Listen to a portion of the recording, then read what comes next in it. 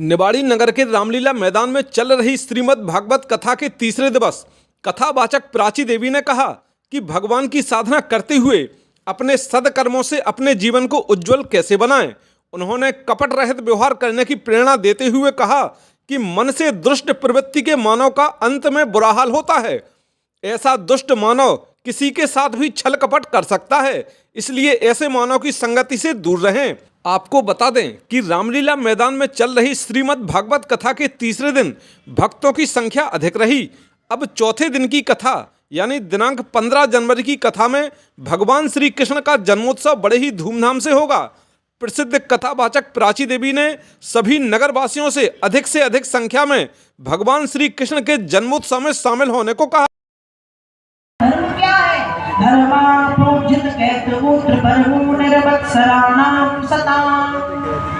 कपट रहित व्यवहार ही धर्म है, अर्थात आपका धर्म, अर्थात आपका सत्य, आपका तप, आपकी पवित्रता, आपके द्वारा किया गया दया दान और भगवान नाम का जो जाप आपने जीवन में किया है वही आपके साथ जाता है। बाकी सब इसी पृथ्वी पर रखा रह जाता है, मिट्टी में मिल जाए। हम ऐसे आए थे खाली हाथ और ऐसे ही हम चले जाते हैं। कितने वृद्ध मरते हुए देखे हमने, कितने जवान मरते हुए देखे और कितने पैदा होते ही साथ मरते हुए देखे। जो जैसे आता है वो वैसे ही चला जाता है, कुछ लेके नहीं जाता। तो परीक्षित से सुखदेव जी महाराज कह रहे हैं, हे राजन, इसलिए व्यक्ति माना कि गृहस्थ धर्म में रहता है, उसके कुछ अपने कर्तव्य होते हैं, अपनी कुछ जिम्मेदारियां होती हैं, लेकिन व्यक्ति जिस कारण से इस धराधाम पर आता है उस मूल कारण को छोड़ना नहीं चाहिए। मतलब थोड़ा भजन हमको करते रहना चाहिए। इस तरह से सुखदेव जी परीक्षित को कथा सुनानी शुरू करते हैं।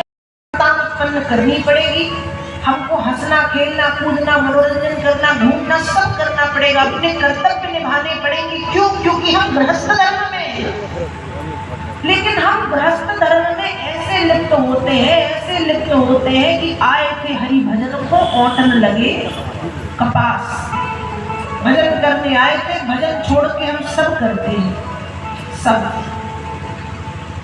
तो सुखदेव जी परीक्षित से वही कह रहे, महाराज आधा जीवन नींद में, आधा जीवन खाने कमाने में, और थोड़ा बहुत बचा वो परिवार के साथ हम निकाल देते हैं और जिस काम के लिए आए थे बस वही छूट जाता है। लेकिन समय रहते व्यक्ति को इस भाव को जान लेना चाहिए कि यदि मरने के बाद हमारे साथ कुछ जाएगा तो क्या जाएगा।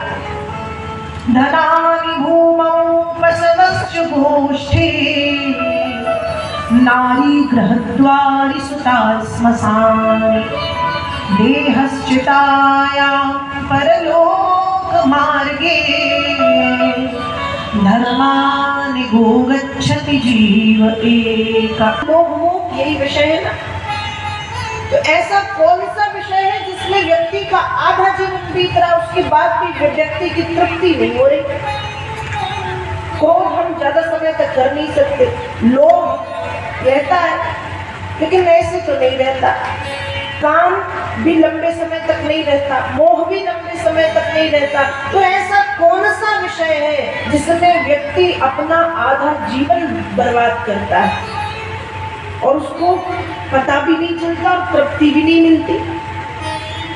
तो कहा, महाराज निद्रया हि नक्तम व्यवायेन च भावया।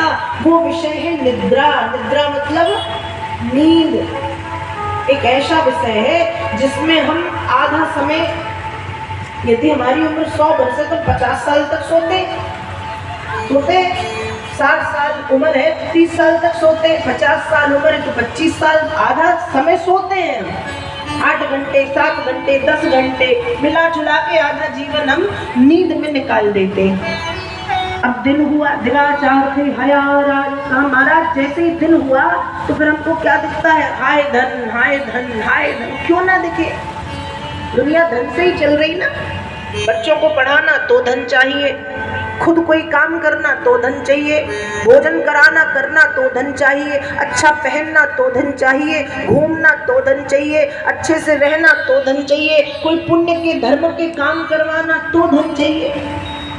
तो आधा जीवन नींद में, और जब नींद से जागे तो जागते ही धन की लालसा में हम भागने लगते हैं, धन कमाने में लगते हैं। देखते रहिए न्यूज स्टार MP चैनल, सच के साथ।